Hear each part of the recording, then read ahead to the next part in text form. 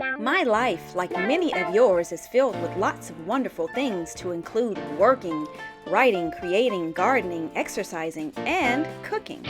Yes, cooking. I'm on a mission to change the way we see, experience, and relate to food. The concept of Sankofa reminds us to go back and fetch what was essential for maintaining a quality and wholesome lifestyle and apply it to modern day practices. So, would you like to join me at the table?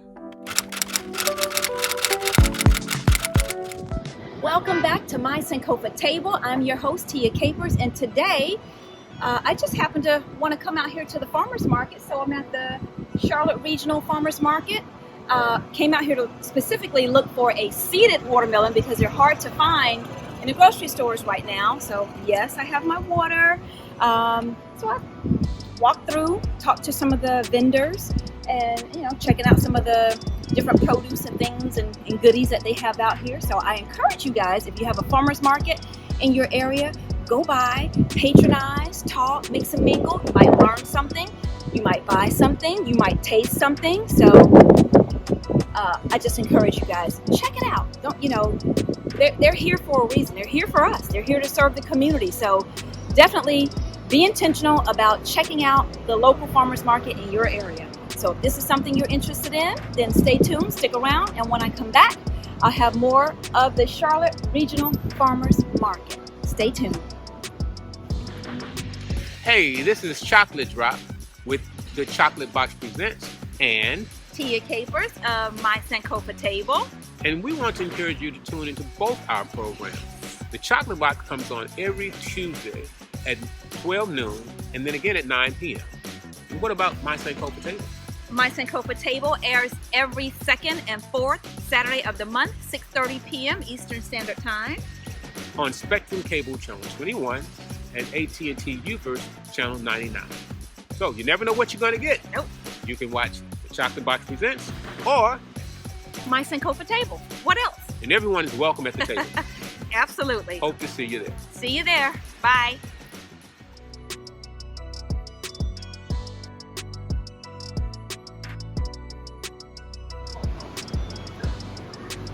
I used to teach that young man. I was his fourth grade teacher. Okay, so you were a teacher.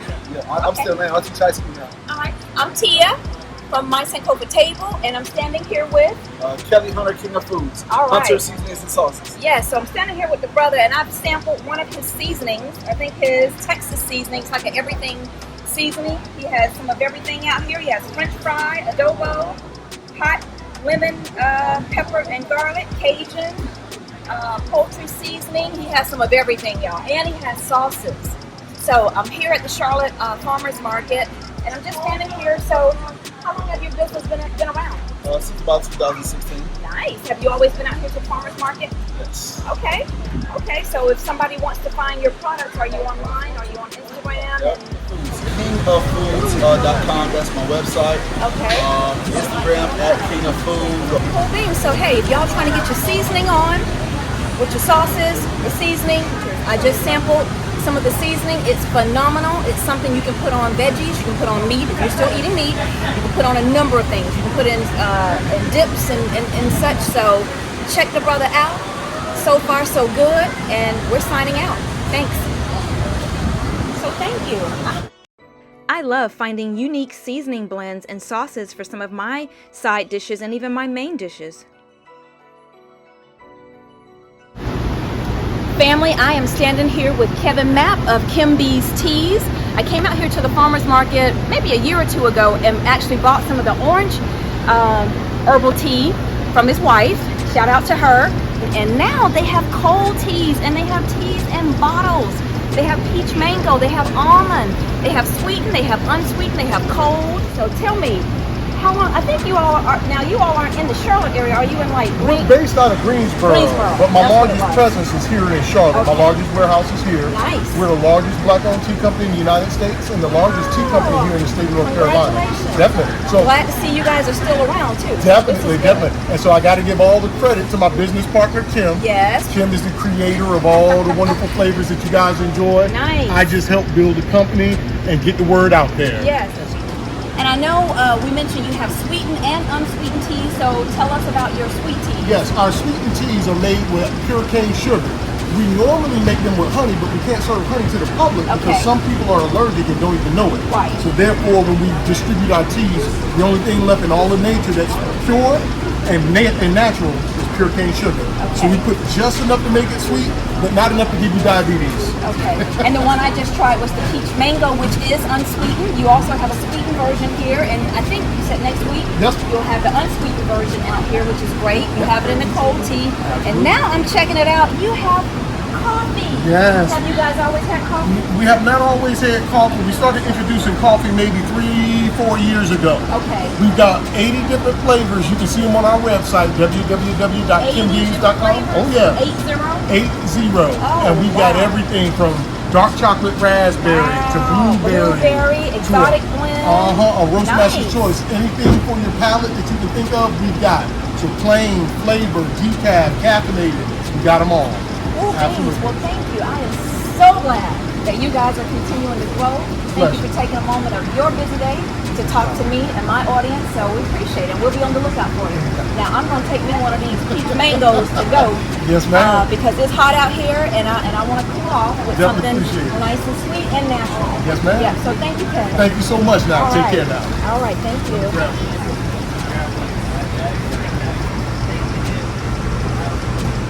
So I am back still here at the farmers market in Charlotte, and I have run into Miss G. And she is the creator of these delicious cheese straws. Wait a minute, I did taste them, but how about she has vegan cheese straws made with chickpeas, okay? She has other ones, so it's okay. But she's out here at the farmers market, and she just shared a very interesting story on how she got started. So Miss G, if you don't mind, tell us that story. I was introduced to these cheese straws in 1958. My grandmother was a maid, and she used to make them for the people that she worked for. Okay. So she made these for years, every October, November, and December. So she got sick, and she taught me the recipe because she wouldn't let me know the recipe before then. My only job was cleaning up the kitchen. Okay. And also, she would never let me taste them because she would say they weren't for me. They were for the people that she worked for. Okay. Which became a generational thing because people walk by me of my species and say, I don't know what that is. That's because we were never introduced to a cookie. Just a cookie with extra sharp cheddar cheese. Okay. So, excuse me, her original recipe had like the extra sharp cheddar cheese. Extra sharp cheddar cheese. Right. The other cheese won't do. No, extra sharp cheddar cheese. Okay. Extra sharp cheddar cheese. Okay.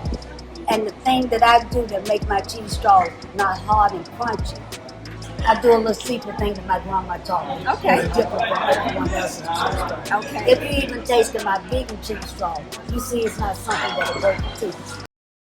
Soft. It's soft. And very tasty, might I add. And I want you to meld that cheese into your body and enjoy it. Yes. So what happened after that, these cheese straws became my recipe. When I would get stressed, I made cheese straws. Wow. I lost everything one time, got a job, and I started making cheese straws because I was trying to get another job that was out of my lane. Right? Well, you tried. I did. Everything seems like it led you back to these cheese straws. To your grandmother's recipe. Yes. So may she forever rest in peace and power and paradise and everything. All of that. For passing this phenomenal recipe on to you and now business. Now to you. So it's bigger than a recipe. It's now a business. And it's a family staple. Yeah. Yeah. Well, thank you for sharing this with us, my viewers, because until today, I had never even had a cheese straw, vegan or otherwise. Oh, my so thank you for introducing me to the cheese straws. They're absolutely tasty, y'all. So if you're ever out here at the Charlotte Farmers Market on Sundays, look for, it's called Mrs. G's Gourmet Cheese Straw Snacks.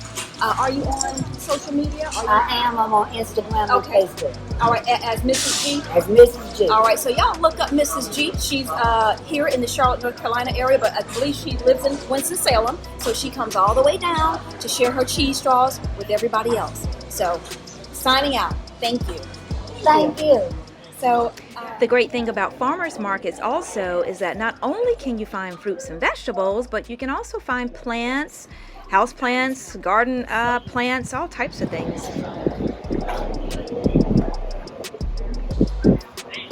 hey, doing good, doing good. Do you have a smaller bundle of the eucalyptus? Hanging in the shower, but I don't know. Bundle. Hanging fresh eucalyptus in the shower makes all the difference. Sort of a spa-like experience. Back on the inside, headed towards the exit. Still checking out some last-minute fruits and veggies while headed to the car.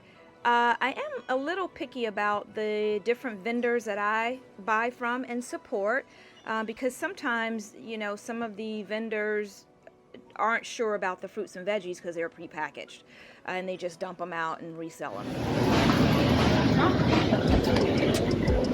Seeded watermelons. Cantaloupe. Pesticide-free.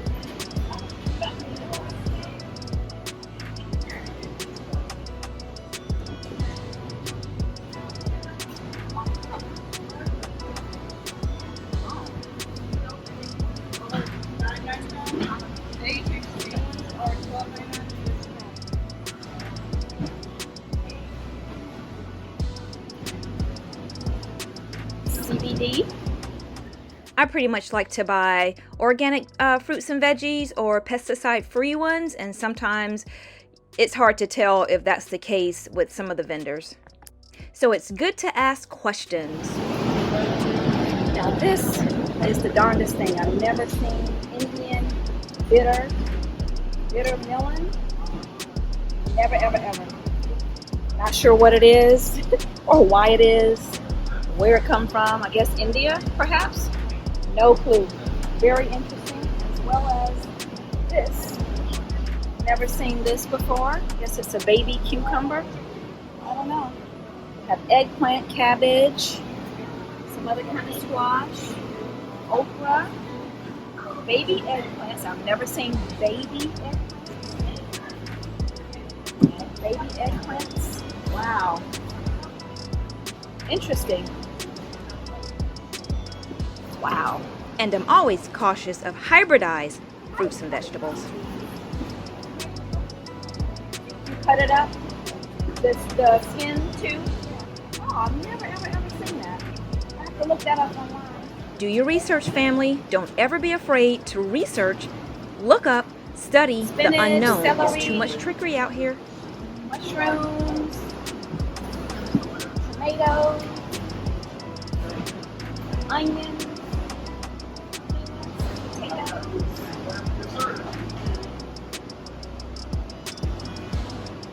Roasted peanuts here. Potatoes. Kale over there. See any kale?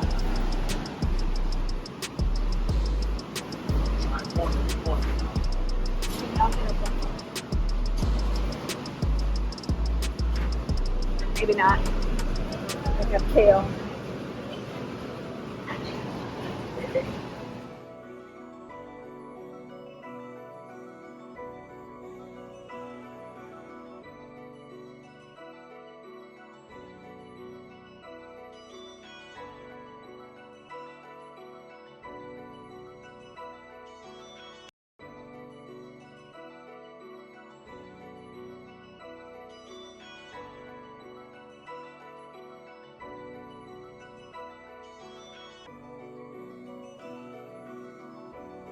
Hey family, I am back from the farmer's market, did a little bit of shopping with some of the vendors out there, some of the farmers, and I've taken just this plate of ingredients and made a tasty salad. So I took some cucumbers that I bought from out there, I took some cherry tomatoes, I have some like banana peppers here, red onion, limes, I drizzled a little bit of olive oil on there, and I've also added some, I believe I added some dill, parsley, sea salt, and onion powder. So I'm gonna give that a mix and have a nice little snack. Or this could be in addition to a meal, like lunch or dinner. So anywho, yeah, that's what I'm doing. I'm having a tomato and cucumber salad from the items that I got from the farmer's market today. So stay tuned. Thanks. And family, what I don't want to forget to mention is that the peelings, because I don't know if these cucumbers and such were organic. I did peel them for the salad, but we're not throwing these away. These are going right into the compost, right? This is the gift that keeps on giving. Yes.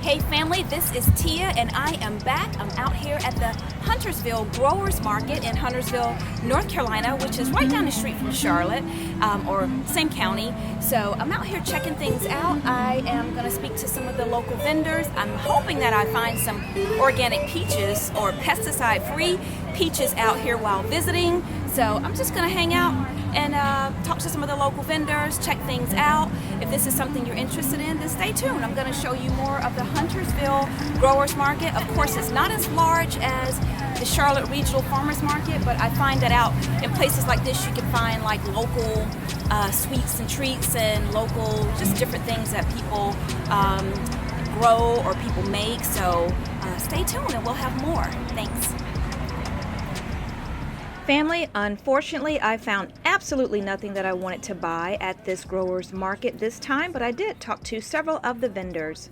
So family, when you can't find what you need at the farmer's market, you have to come on in the grocery store. I did not make a grocery list, so I'm hoping that I can stay on task and get everything that I pretty much need. Here we have organic strawberries, so I have to find a good batch of them. Have prunes. Oh no, those are figs. We have figs. Then I think I'm gonna do something for my veganversary. So I'm gonna get some blueberries here. They're all right, but looks like, yeah, they're all right, but they're not like the ones I got at Nebadiah Farm, of course. And I wanted some peaches, but I didn't find any at the farmer's market, and it looks like these are kind of hard, so I'm not really sure if these will be okay or not. These are white peaches. And down here looks like a different type. Oh, yellow peach. Yeah, that's what I want, yellow peach. Maybe I could find a soft one here. Oh well, so much for that. Maybe I'll try a different grocery store. Well, I came here also to get some spelt flour. So let's see if they have any. Oh, looks like I'm striking out. Don't see the one I typically get, but they do have other ancient grain flours. Just not spelt. Ha! Well, the only flour they have that I can eat, of course. Okay, so the only flour they have that I can eat is the rye flour. So rye flour is gonna be what I have to buy today. All right, since I'm in the grocery store, on to the cereal. So I will check to see if they have my spelt flakes, because this is the only grocery store I can buy them from. Sometimes I have to buy them online, and yep, they have them. So I'll get my spelt flakes, and that's it. I think since I'm here, I'll go ahead and get my spelt bread as well. So I have to go over to the frozen section to get that, because they keep it frozen, I guess for longevity. Probably why it's so expensive. But I will get my spelt bread while I'm here. so I don't have to make another trip back. And that's pretty much it for me. Oh, I do need to get my soap.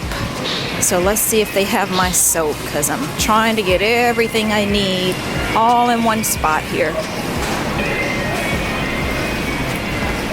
And I do like to get the good soap because it washes off so clean. It's been a while since I've had to restock it. They usually have it on sale. About once or twice a year. So I stock up so I don't have to do what I'm doing today, which is buy some in the meantime. So I'll get my soap.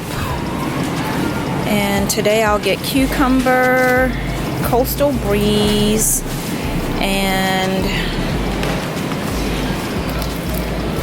maybe peppermint, or maybe cherry blossom. Cherry blossom, peppermint, whoops, and I'll get the coastal breeze. So I have my soap and I'm good to go. Is the checkout line. I'm all done. I've gotten everything else from other grocery stores, so I am pretty much done in here.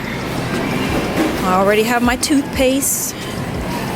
Oh, looks like my vegan makeup is on sale. Uh-oh. Let's see. Guess I'll browse, so I'll be right back. I don't really need another eyeshadow palette, but I've been watching this one for a while, and today it's 15% off, so why not, right? So I'm in the checkout line. I have my soap, I have my bread, I have my blueberries, strawberries, and my rye flour. So I'm all set. All right, so headed out of this dang on store finally, and even got a coupon to save $10 off on my next visit, but I gotta spend $50. But in some stores, we know that doesn't take long. By the time you buy a few key items, you're already there. All right, I'm at the car, putting up my groceries here. And I have my own shopping bag, so because of that, I got 10 cents off. Woohoo! Okay, family, so normally when I come home from the grocery store, what I like to do is wash off all of the produce, put up some of the dry items into the containers or the storage containers and stuff. So I'm starting with the limes. I bought some organic limes here, and I've already washed and dried them off. And I have some back here that I've sliced because I like to add these to my water. So sometimes I'll take one and just slice it so it's already ready for the next day or so. So I have that going.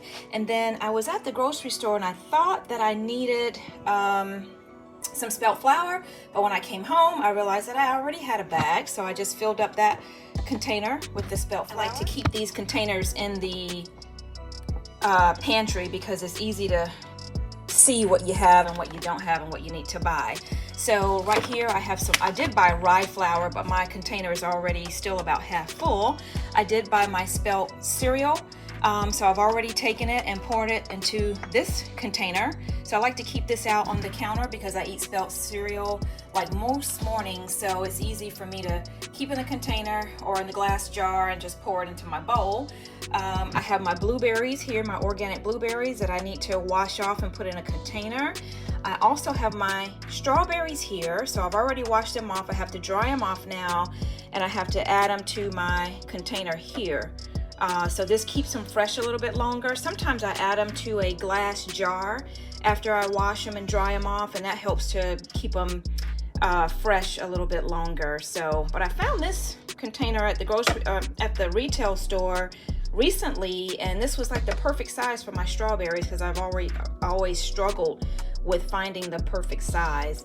And I bought some quinoa, so it comes in a bag, and so what I've done is added it to my container here, and this hangs up on a like a rack in the pantry. I have one for the white quinoa, one for the tricolored quinoa, and another one for pasta. And same with my coconut flakes. I have my coconut flakes here. I've already filled up my container, my glass container here.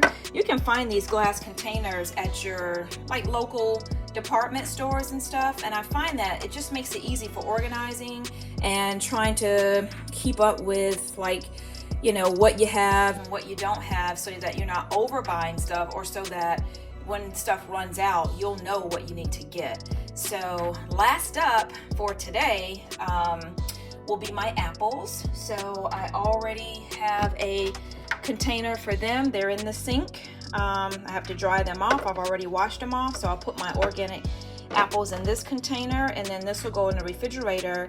And what's good about pre-washing your fruit is that when you get ready to use it, it's already ready. It's ready to eat. You've already done part of the work. You've already washed it off, dried it. It's just ready to go on whatever food or to eat as a snack. Family, before it got too dark out, I wanted to come out and take a look at my garden. This year I have tomatoes and peppers and a little bit of lettuce and kale, and I do have an herb garden, but I have some tomatoes. They're slow going here, so I have some here and there. These are green. I have one that's red back there, but something has gotten into it, so I'm not going to eat that one. And I have some purple cherry tomatoes here that I really need to pick off the vine and take in the house. So, and then I have some tall pepper plants here with not one pepper. Well, I'm sorry, I stand corrected. I see a baby one right here, so I'll watch that one and let it grow. Looks like I have some more that are going to be growing here, so stay tuned for those. But these two pepper plants didn't do so well this year, but I do have one. I took off a lot of the peppers yesterday, and I do have some still left out here. I have this baby one here, and I have some down at the bottom. I have one down here at the bottom, a big one. I may go ahead and take that off. He's pretty big. And I have a little bit of kale here, and I have something over here in the corner. I don't know what the heck that is. But anyway, I'm gonna take a pause and give these things a little bit of water, well, a lot of bit of water, because we haven't had rain in the last couple of days, and I have not been out here to water anything in the last couple of days. So stay tuned. Before it got too dark, I did go out to my herb garden, and I got some sage here, I got some mint, I have some parsley, and I think I got a few sprigs of rosemary. So I'm going to take and wash those off and put those in this container that I shared with you guys, and put them in the refrigerator.